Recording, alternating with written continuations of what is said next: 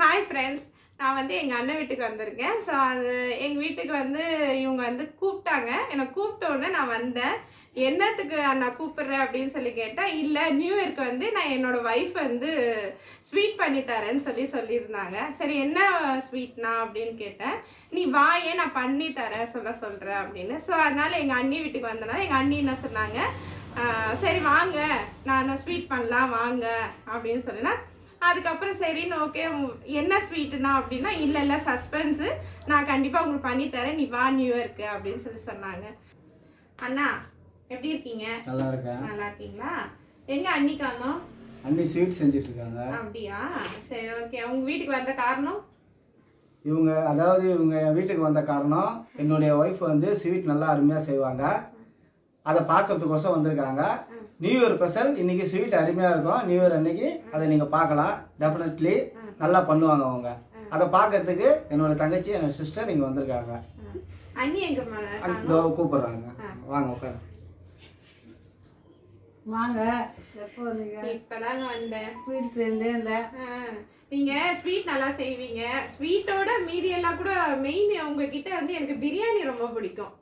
So நான் ஒரு வாட்டி ஆமா என் பெரிய பையன் ரொம்ப விரும்பி சாப்பிடுவான் உங்க பிரியாணி. ஸோ அதனால பிரியாணி ரொம்ப பிடிக்கும். ஸ்வீட் செய்யறது எனக்கு தெரியவே தெரியாது. ஆனா நல்லா செய்யணும் சொல்லவே இல்லை. இவரு சொன்னாரு, சரி ஸ்வீட் என் ஒய்ஃப் நல்லாவே செய்வா, வா பார்க்கலாம் அப்படின்னு சொன்னாரு. சரி அதனால தான் நான் வந்தேன். நான் என்ன ஸ்வீட் செய்யலான்னு இருக்கீங்க? இன்னைக்கு ரவா லட்டு. ரவா லட்டு இருக்கு. நீங்க சேர்த்து நீங்க எடுத்து சாப்பிட்டு பார்த்து சொல்லணும். சரி ஓகே. உங்களோட ஸ்வீட் வந்து உங்க கையால பூ கையால செஞ்சு கொடுங்க. கண்டிப்பா நான் எனக்கு வந்து என் பசங்களோட கண்டிப்பா நான் விரும்பி சாப்பிடலாம்.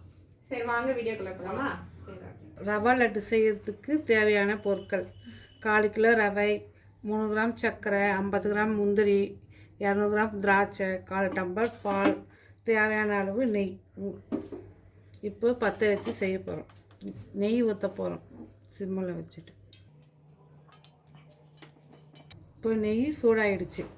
இப்போ முந்திரி போட போகிறோம்.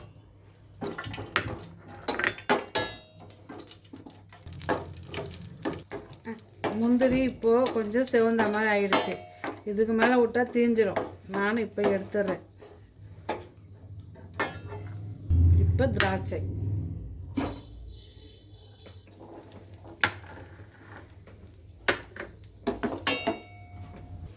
இப்போ திராட்சை நல்லா செவ்வாக வந்துவிட்டது.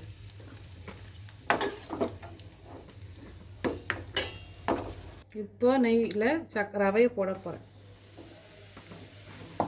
1/4 கிலோ ரவை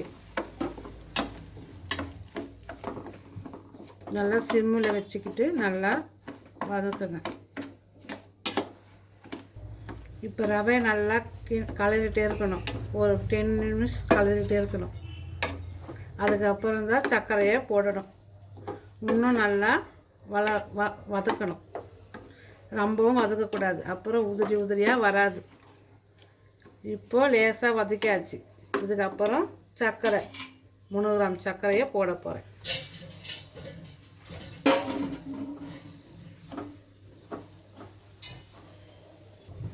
இப்போ சர்க்கரையை நல்லா கலரிட்டே இருக்கேன். நல்லா சிறு தீவிலேயே நல்லா சர்க்கரை போட்டுட்டு நல்லா கிண்டிக்கிட்டே இருக்கணும். நல்லா ஒரு 1/4 ஹவருக்கு நல்லா கிண்டிக்கிட்டே இருக்கணும். அப்போ தான் உண்டை பிடிச்சா நல்லா லெவலாக அழகாக வரும். இப்போ சர்க்கரை வந்து கொஞ்சம் மெல்ட் ஆகணும். இந்த நேரத்தில் ஏலக்காய் கொஞ்சம் தூவி வாசனைக்காக இப்போ கொஞ்சம் நெய் ஊற்றிக்க போகிறேன். அப்போ தான் கொஞ்சம் நல்லாயிருக்கும். ஒரு 2 டீஸ்பூன் நெய் சிறுந்தீவிலேயே நல்லா கிண்டிகிட்டே இருங்க.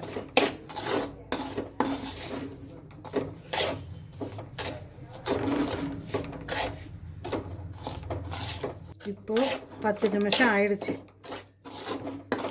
ரவையும் நல்லா இதுவாகிடுச்சு.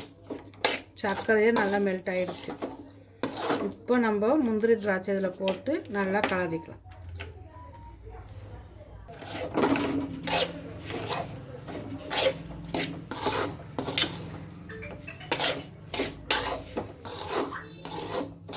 முந்திரி திராட்சை போட்டு நல்லா கிண்டி அடிச்சு இப்போது தேவையான பால் ஊற்ற போகிறேன்.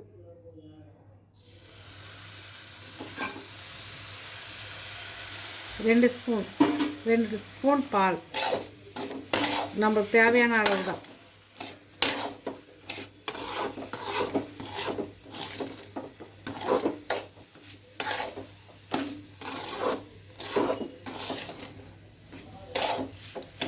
இப்போ கொஞ்சம் பால் ஊற்றி நல்லா கிண்டணும். அப்போ தான் திரியாக ஆகாது.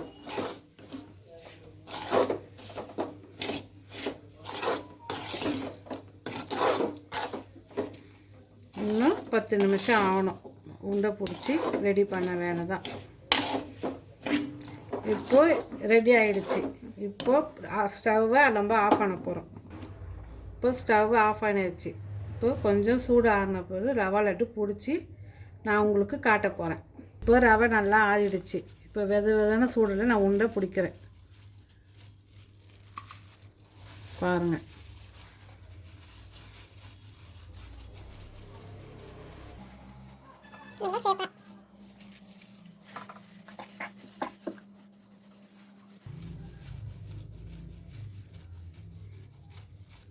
இப்போ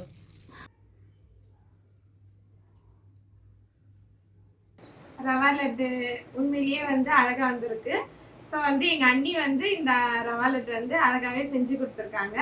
ஸோ இப்போ உண்மையிலேயே பார்க்க அழகாவே இருக்கு. இது வந்து நான் செய்யும் போதே உண்மையிலேயே ரொம்ப டேஸ்ட்டு. அந்த நெய் முந்திரி அதெல்லாம் பண்ணும்போது ரொம்ப ஸ்மெல் அதிகமாகவே இருந்தனால உண்மையிலேயே அதே சாப்பிட்ட மாதிரி இருந்துச்சு. இது பார்க்கும்போது இன்னும் அழகாவே இருக்குது. அதனால என்னோட வீடியோ உங்களுக்கு பிடிச்சிருந்தா சப்ஸ்கிரைப் பண்ணுங்க, லைக் பண்ணுங்க, ஷேர் பண்ணுங்க, பக்கத்தில் இருக்க பெல் ஐக்கான் டிங்னு கிளிக் பண்ணுங்க. தேங்க்யூ.